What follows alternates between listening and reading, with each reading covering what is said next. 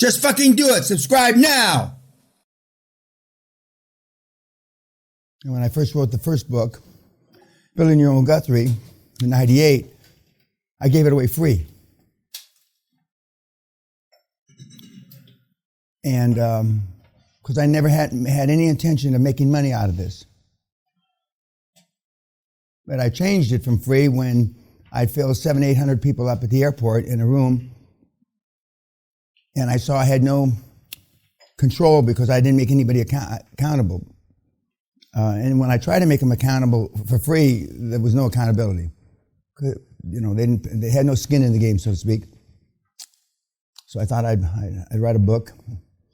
Of course, that book, the derivative of that book is the current book, which is now popular 20-some years later. But this whole model was never meant to make money for me.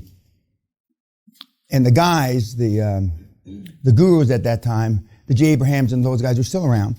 They said, nobody's ever going to listen to you if you do it for free. And I didn't believe them. I thought they were conning me. But they were telling me the truth. And then they said, they're not going to listen to you even if you charge them. I didn't believe that. I now know categorically it's true. So this started as, I don't want to say a good guy project, because I don't like that terminology. But looking back in hindsight over 25 years, it could be easily construed that it was a good guy project. Like you go to Ethiopia and you drill fucking water wells for the fucking, you know, which is all horse shit. A waste of fucking time. But that's how this started. And it's quite remarkable. We're going to talk about goals and the rest of the board today and tomorrow. But you become what you think about most. I used to make, again, with not much, if any, athletic prowess. The guys that have, we have one or two kids in the room that had some athletic prowess and didn't follow through with it. But to get to the Olympics, for example, and that's a metaphor almost everybody understands, years and years and years of work. The super gifted athletes, maybe not as much work, which isn't really true. The super gifted athletes put forward more work. That's how they're gifted athletes. And the results of QLA in the seminar, irrespective if you've come here like you guys have, or you haven't, the guys that are doing it on YouTube, and we have a lot of successes on YouTube. I have no way of measuring them though, so I don't spend much time, although we get letters, emails quite often, and sometimes we spot check them to see if they're telling the truth. And for the most part, when somebody sends me an email that he made $3 million in 7 months, they're telling the truth.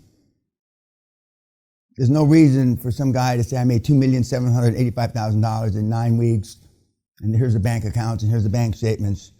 There's no reason for him to be bullshitting. Although occasionally we do get a bullshitter that didn't make dick, but they want to get in our, good favor or curry favor, whatever the right terminology is. But for the most part, when we get all these letters and emails, they're telling the truth. But it all started, a couple of people asked me the last few days, a rumor has it that back in the 90s you did this for free. Well, rumor is correct. But one, I didn't have any I couldn't keep you accountable. And two, I tell the story. It's not a story. We were at the LAX airport. I think we were at the Sheraton. And they complained about the food. Because we fed them too. They complained about the food. Because part of the buffet line, as I recall, was cold. I didn't have time to eat, but I remember them complaining about. I'd still be doing them for free if I could have figured out a way to make them accountable. But when you don't have any skin in the game, not all people, but most people can't be, I don't know if the right word is bothered, but aren't as interested and the skin in the game, even though I don't think 20 grand is such a lot of money, but if I, you have kids, right, Doc? If I put and the bullshit about you love all your kids the same, it's this horse shit, because you don't. You love one more than the other, and I hate that, but let's just say we pick the one that you like the most or love the most. And we don't do this with your wives or significant other, because you always replace that slag or that guy. And I put a gun in the kid's mouth. I said, you got 5 days to do such and such. There's a high probability the doc's going to get it accomplished. We made the metaphor or the analogy I did yesterday, and it's really one of the reasons we box this one round is because you come out hell-bent for leather because you've only got one round, and you come out smoking. You come out smoking like that following QLA program, you're going to get rich. The challenge is you run out of gas after one round. You're going to run out of gas here too. 1/3 of you in the next 6 to 8 weeks will become sick. Sick meaning your body's going to break down. I mean, you're going to get, for those of you that have never had the flu or a cold, you're going to get them now. No matter how good a shape you are. Because mental stress is a lot tougher than physical stress. And for those of you that are really trying, and trying is not the operative word, doing, you're going to get tired. And you're going to think to yourself, how did that old fuck me used to work 5-6 days in a row with no sleep and drink like a fish and fuck like an animal, a vicious, savage animal. And most of my net worth was during that 10-year period. I only thought about one thing: making money, getting wealthy. I didn't think about anything else. To the detriment of my family, to the detriment of my God, to the extent that I believed in God back in those days, I only thought about one thing.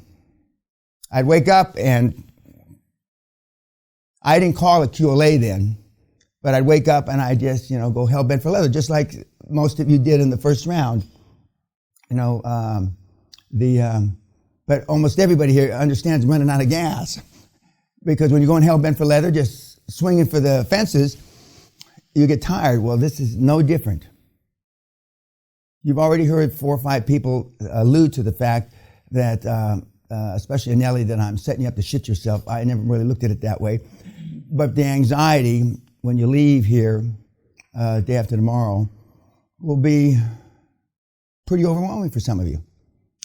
It should be overwhelming for all of you, if you're fucking serious. We're going to find out really quickly.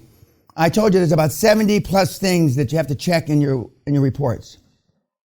And if you don't do the thing, you're required to say, I cunted out.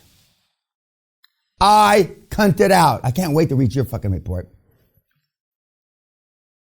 Some of you just say cunted out. That'll suffice. And you see 40 or 50 I cunted outs out of 70 some things. It should send a message to you, Doc. You probably wasted your money. And why do I use the words I cunted out? Because I want it to be graphic. I want you to see all those CUNTEDs, one after another, after another, after another, after another. Now, some of you will just put cunted out and then draw a line underneath it. So I'm supposed to figure out that all the ones with the line under after you cunted out as well. I can figure that part out. But the point is, when you see it, because you're going to be held accountable for almost every single second of the day. Almost every single. But I mean, world-class athletes are accountable. They do this much training for this. They do this. They eat this. But when you see it, and the reports are for you, they're not for me. I told a couple of you, I get daily reports from kids that came through the seminar 10 years ago. Still, to this day. I occasionally read them, not too often, because I can't read all those reports. But my instinct, I'll read Sam's this time. And it's just like, it's like I've got this power. Fuck, I'm glad I read this one. And then I make some comments, you fucking moron. Blah, blah, blah, blah. But I normally don't read them. But we have guys, But this started as a goodwill gesture that's turned into a fucking hemorrhoid as big as a football in my ass now. Because once I got into it and I said, well, I've always been the very best at whatever I've done, whether it was selling or fucking or drinking or whatever. And so I was going to be the very best at this, which I am. There's no question about it. There's nobody even that is remotely close to producing the results I produce with you guys. But the reports are, and the reason why, one of the main reasons why the mentor program is for free, so I can fit it into my schedule, not that I can fit it into your schedule. So when you're required to produce the reports, it's probably inconvenient for you, but I don't give a fuck. And the Zoom calls are categorically inconvenient because they're convenient for me. And if you live more than 4 or 5 time zones away, it's going to be in the middle of the night for you to get on the Zoom call. Like 3 in the morning, 5 in the morning, 11 at night, because it's convenient it's convenient for me. And if you can't make time to get on the Zoom call at 1 in the morning or 11 at night or 3 in the morning, that's just too bad. That's not my challenge. That's your fucking challenge. And you'll see some of the kids don't do it. And you're locked out. If you don't get on the call within 10 minutes, you're locked out of the call. I don't care if you're stuck in traffic. Of course, now guys do it on their phones. You can do it Zoom. Okay. But you're locked out of the call. And when you're locked out of the call, that's your problem with the strike, not my problem. I give strikes, you get 2 strikes and you're out. When the mentor program was longer, you used to get 3 strikes and you're out. But there's no correlation. And we've got people that are bombed out of the program that are up there.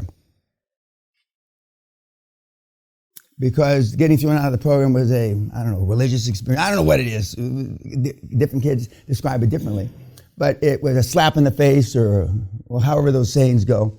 And now they got thrown out. Remember he said, I got 2 strikes? Well, shortly thereafter, he got a 3rd strike and he got thrown out, but he's been very successful. He's been very successful. Last night you saw Steve, right? Okay. Alpha male, no question about it. What are some of the comments or takeaways from listening to Ballmer? Yes, sir. I was shocked to learn that he described himself as painfully shy. Yeah. And that only after leading the football team, he figured out, I better light a fire under my ass. And then we got Steve now. Yeah.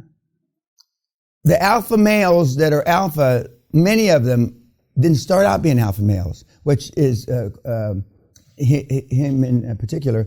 I've been alpha as long as I can remember, but most of the alpha males do it. There's a transition. Something in their life happens, and they understand or realize, or they come to the realization that the squeaky wheel almost always gets the fucking grease, and everybody else goes without. Which for alpha males, it's a great commentary. For non-alpha males, it's not such a great commentary. But my job is to pull you towards my end of the continuum. Almost everybody's on this end of the continuum, the introvert end of the continuum. And all I need to do is pull you 10 or 15% towards me. For the first time, demanding you get grease. In some cases, it's demanding you get time. In some cases, it's demanding you get an answer. Not when they want to give you an answer, but promptly. Because one of the challenges of some of the guys that are going to be dinosaur hunting or elephant hunting is time is of the essence, and we can get money back, but we can't get time, and that's why I don't highly recommend those of you that want to swing for the fence the first time up at bat, because it takes longer. Now, if you got money, then swing for the fence. But most people that come here don't have any pot of cash or pot of gold to be able to live off of for some point, a period of time. And that's why almost all the guys work at something else until they do the first deal. A few guys quit their job and they think they have enough money to survive, and almost always they run out of money because it always takes longer. But what else about Steve? Yes, sir. Yeah, one of the big things that stuck out to me was he recommended lead with big, smart people. And for myself, I just realized I was playing way too small. And because of my self-confidence, I realized I was pretty much cunting out, So that was a pretty... Well, when you say you're pretty much cunting out, it means you're cunting out. Yeah. Okay. What else about Steve? Yes, sir. Just looking at the polar opposite between him and Jobs, specifically on team building. Like, he gave an example of going out to a movie and getting coffee with one of his staff members. He did it a couple times a week. Whereas Jobs was more of a cattle prodder. He was more of almost like a nurturer, at least based on what the video was showing. There's a reason I don't have breakfast with you. There's a reason I don't have lunch with you. And I would not like to have dinner with you, but Sally makes me. I'm not there to bond at dinner, for those of you that have sat around me for the evening meal. But familiarity breeds contempt. Now, for the non-English speakers, first languages, everybody understand what I mean when I say familiarity breeds contempt. The more friendly you get, the less accountable you make people. It's harder to, in this particular case, it's harder to fire your brother than your fifth cousin. It's harder to fire your mom as opposed to somebody that you went through the interviewing process and you hired. Familiarity breeds contempt. And I'm more or less famous or infamous for our daughter says, Daddy treats everybody the same, like shit. And that's my badge of honor. I'm consistent. I treat everybody the same. And I already told you at my 70th birthday a few years ago, my kid brother, my wife, our kids all got asked the same question 20 times, is your father really like this? Because the guys that I poke fun at, the other gurus, that's not their real personality. Not even remotely close. I mean, but they have a show face. Some people call it a game face. It's a show face, and especially now with everything being on social media, and everybody's got a goddamn phone, which is a camera, and they're all, not everybody, but a lot of the guys and gals are caught thinking they're off camera and they're on camera.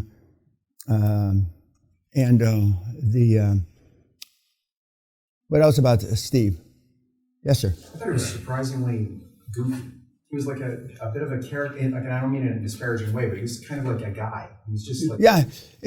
He's a grown-up kid. Yeah. He's a grown-up kid. Yeah, he is. And it works. It's amazingly well. You're expecting this guy to be a very seasoned executive after, being the CEO of Microsoft. And he's a very animated, grown-up kid. I think that's the right. And what does he know about coding?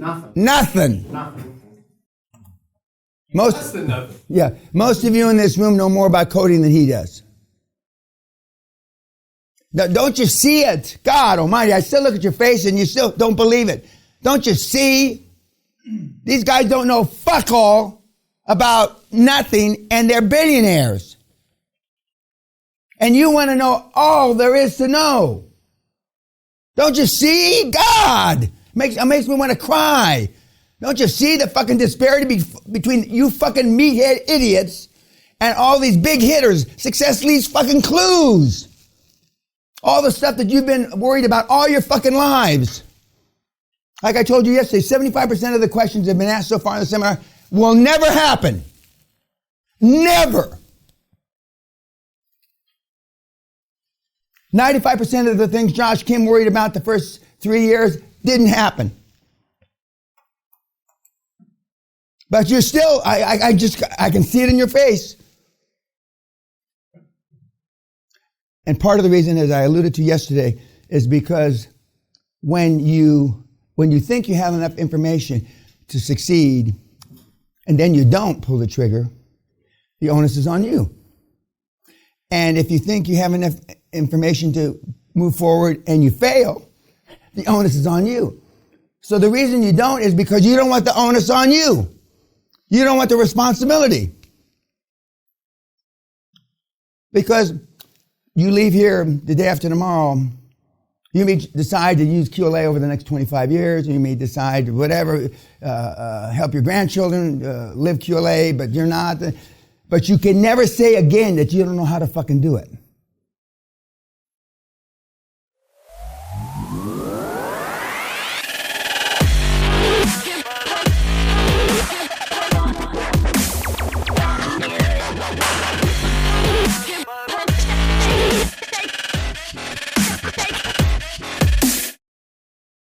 You can never say again that the myth that you've all, or most of you, have lived through, that money's hard to get.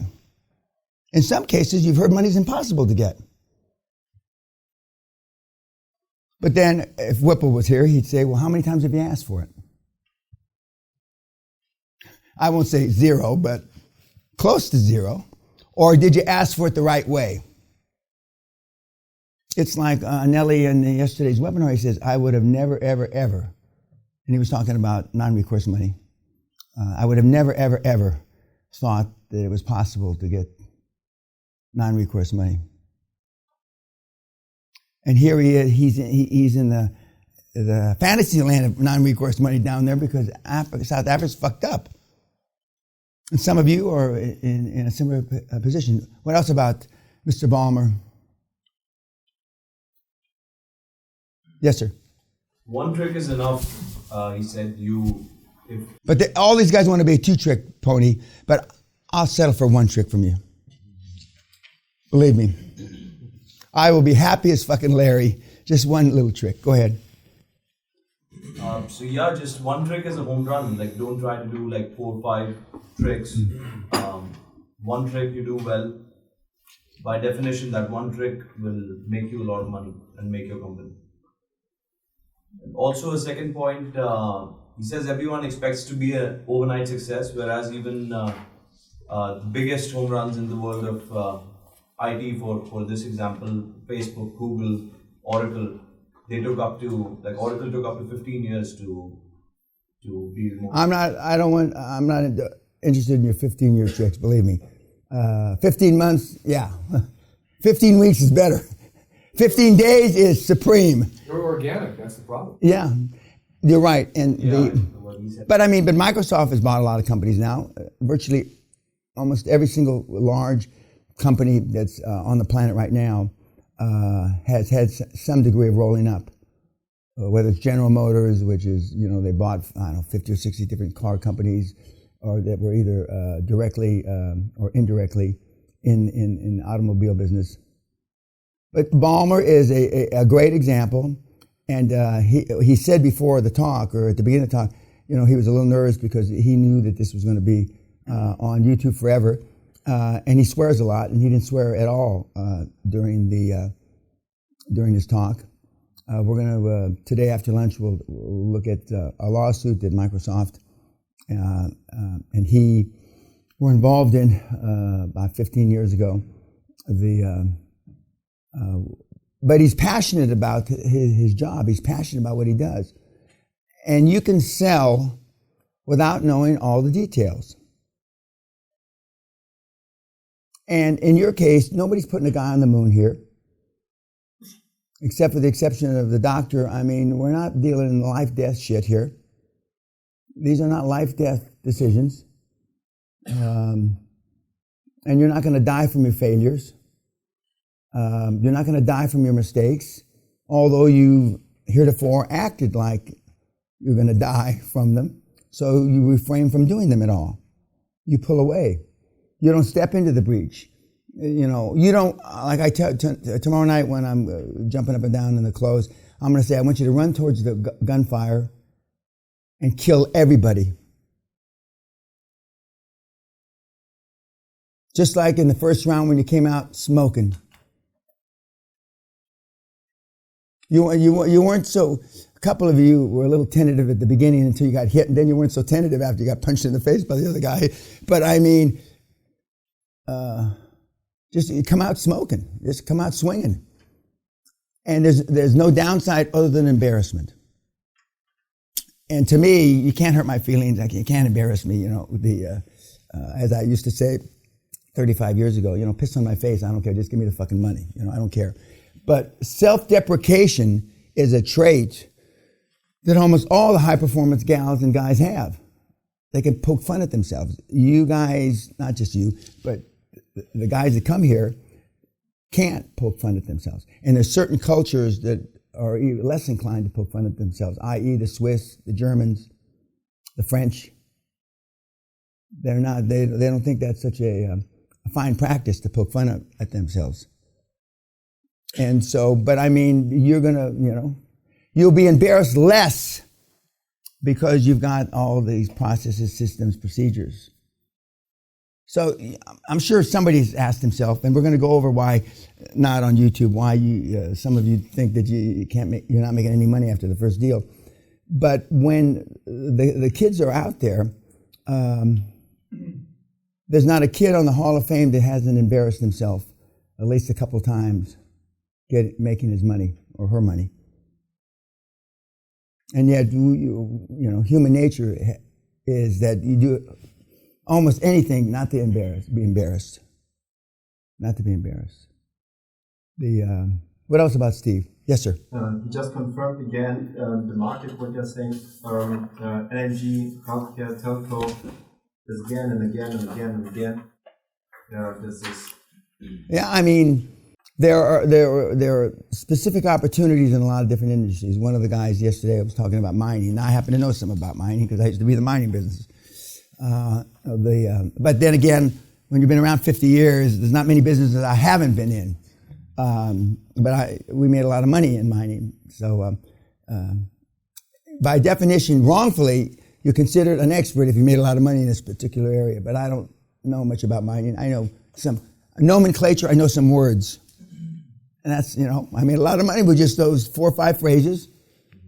And I've already told you that the sad news is that I'm considered a real expert in the oil and gas business now because it's been 3 decades. Fortunately, the oil and gas business, my knowledge has been passed now. We've got new hydraulic stuff. We've got a new kind of fracking. We've got, now when you're on the drilling rigs, it's not a chain and you're putting the pipe in, it's a computer. And when I was doing it, now it's hard to catch your fingers cut off on a drilling rig. Before, it used to be easy to get your fingers cut off on a drilling rig. So the good news is there's a lot about those industries that I'm supposed to be an expert in that I don't know much about. But the more knowledge I have, I see shadows. I see shadows in certain things, certain aspects of different, like in construction. I know it's a hard business. I've been in it twice. Got away with my knickers, about all I got away with the second time. So the more I'm out there and the more mistakes I see you kids make, which aren't the mistakes I would make, but they're still prevalent, is that I see shadows now. So now I see risks differently. I'm 74 years old. When I was 35 years old, there were no risks. 0. I was 45 years old, there were no risks. When I was 55 years old, risks started to pop up. It's like when you go through a combat training course, and then the guy pops out at the window, and then a woman and a baby pops out of the window, and you shoot them too because you're just shooting everybody. And so now, my eyes, my glasses are pretty good. Well, now I hesitate before I pull the trigger.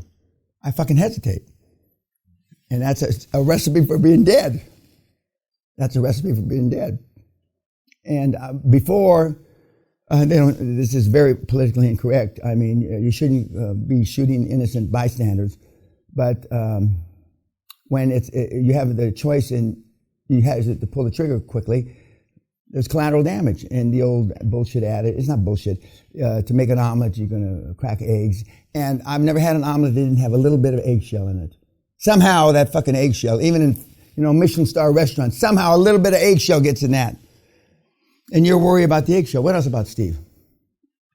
Yes, sir. It was surprising to me that how openly he admitted that most of the startups or technology companies were not actually that innovative. They didn't produce shit, basically. Most of them which for most of people, or contrary to media wisdom, is not that glamorous. So startups, technology companies, they are not that innovative and good and changing society for the better. Nothing of it, which makes QLA even more the only game in town. Well, it is the only game in town. You know, you know, 20 years from now, and those of you that are still alive, I'll be alive, believe me. 20 years from now, and they ask you, what did you do during the greatest transformation of wealth in the history of the planet? And you're going to say, well, I made a bunch of money because blah, blah, blah, okay? And some of you will say, I just sat on my ass. We had an engineer in here one time from MIT. He says, this is my career. I have one thumb up my ass and one thumb in and I just keep switching. Okay? And he was successful, you know? But he says, compared to, you know, have I ever stepped outside my engineering box? No. That's what, you know, and so I just got used to, you know, and I guess you can get used to anything. I'm not sure I can get used to that, but many of the innovative things that happen in the world are in the incubators of the Siemens of this world and the Microsofts of this world or the Ford Motor Companies of this world. What else about Steve? What gets measured gets managed, gets improved. And that was I already alluded to it, that was the biggest downfall of my free seminar career. We won an award from public broadcasting for the most innovative, we did a commercial. In 1997, I think it was. We got an award from public broadcasting, PBS.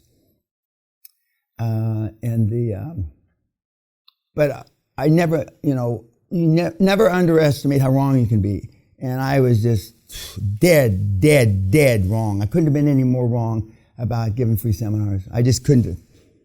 You know, I was dumbfounded, befuddled, whatever the word is that these fucking idiots that were in the audience, not all of them, but a good majority of them, wouldn't take the knowledge and run with it.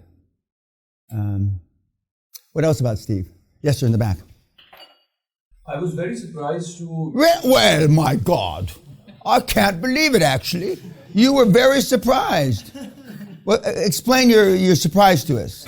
Please. He didn't have much faith in the concept of any company having value without any cash flow. So he said, I still can't understand how some of these companies can raise like hundreds of millions or be... I fall into that category myself. Yeah, so I was like, even though he is in IT and like there's like hundreds, thousands of examples where companies are evaluated on the basis of their future earnings potential, but he didn't believe it. He stressed upon companies that have cash flow now and revenue now, which... And you're not going to you're not going to touch, there's a saying in Britain, I won't touch it with a barge pole. You're not going to get near those businesses that aren't producing cash flow.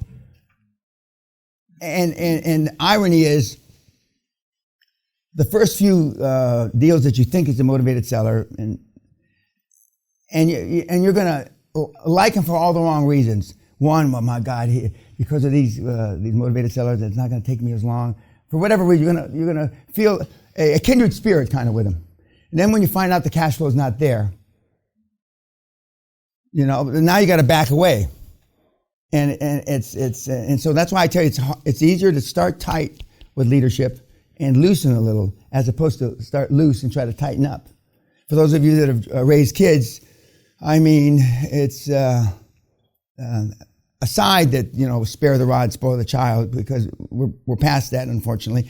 But I mean, it's tough when you give kids the rein to do things, and then you see that it was a mistake on your part, and you try to take it away from them. Exactly. Good luck. They'll find a way to do it behind your back. So the kids call me the hammer. Yeah.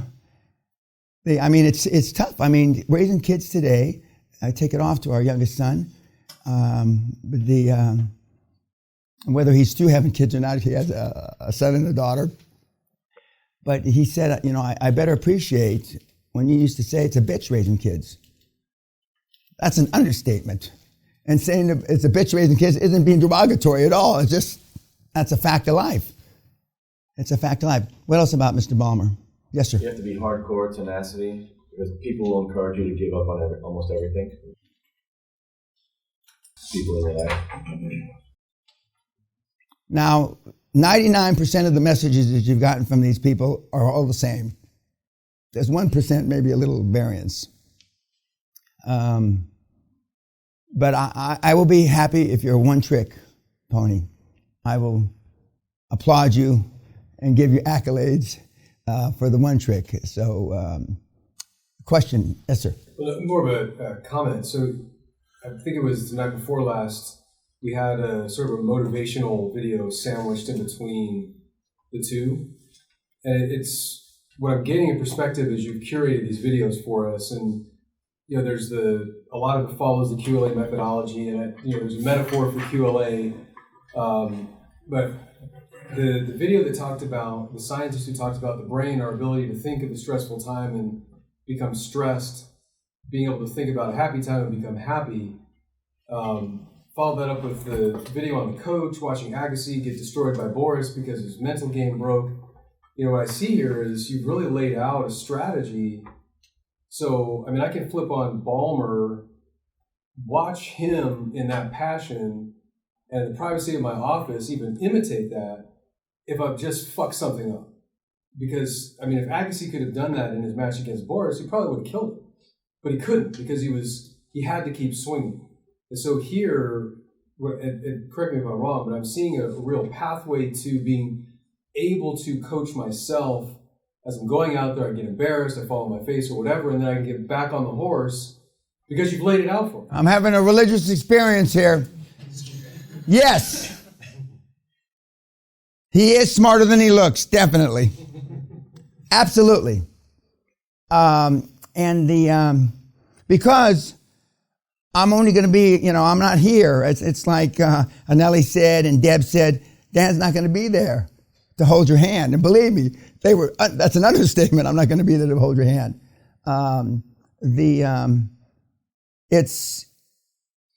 You have the reporting system you're going to get, and the Zoom calls, and because I don't want you to be Zooming between each other, but the Zoom calls will give you an opportunity, depending on how many we have, at least one, where you see your contemporaries, your colleagues in there, and you can tell who has done well by just their pictures on before I start. The ones that are looking down, you guys. And you'll wonder why there's somebody that can't wait to talk, and I don't pick them. I pick somebody that's looking down, okay? And then I go to somebody that's, and then I go another one that's looking down. And of course I will know because I will have seen a weekly report, so I'll know who's doing shit and what. So I don't go just in a line like this or a line like this. I go, and every once in a while I'll forget one. And I'm sure that's a Freudian, that I forget one of you. Oh, what about me? It'll probably be you. What about me? What about me? You didn't call on me yet. Yeah, but you're absolutely right. And these tools and the sequence of the tools, and like I haven't passed out many handouts to you group because your homework, you're online more than most groups. So, and I skipped a bunch of slides, because we don't need to beat a dead horse. I want to beat a horse that you haven't gotten yet, or the shoe hasn't dropped, or you haven't connected the dots. And so that when I look at the homework and then I decide which slides to use, there's 4 or 5 things that we do no matter what, one of which is goals and affirmations, one of which is the fact of going through the actual report, which we'll do later today, and what it means. But there's certain things that resonate with all of you, and there's certain things that will only resonate with some of you. And that's depending on, for example, you only had 2 people that had successful scores in the super success test, okay? On the regular success test, if you had 0 or less, you're okay. 0, -1, -2, -3. -3 is a perfect score. If you had 1 or 2, you're wobbly. And if you had 4, 5, or 6, you need a psychiatrist. And we've had 14, 15, 16 scored on that success test, pluses. they should be institutionalized. They should be, they shouldn't be walking around on the fucking street. I mean, those are the people that, Jack the Ripper and shit like that. And it's not the convicted murderers we've had here. It's the little quiet guy, and he's thinking out, I wonder if I cut that guy's ear off and I shoved it up the other guy's ass. I wonder. It's those guys you got to worry about, the quiet guys. What else about Steve? Most major decisions are about hiring people or firing people. Well, I know why you have to go out on your own, because you can't get a job anyplace else, because nobody would hire you. The one thing about being on your own and being an entrepreneur, it's the good news and the bad news is you're not working for anybody. And the bad news is you're not working for anybody. And normally it's rare that an individual can hold himself accountable. Okay, YouTube. Thank you.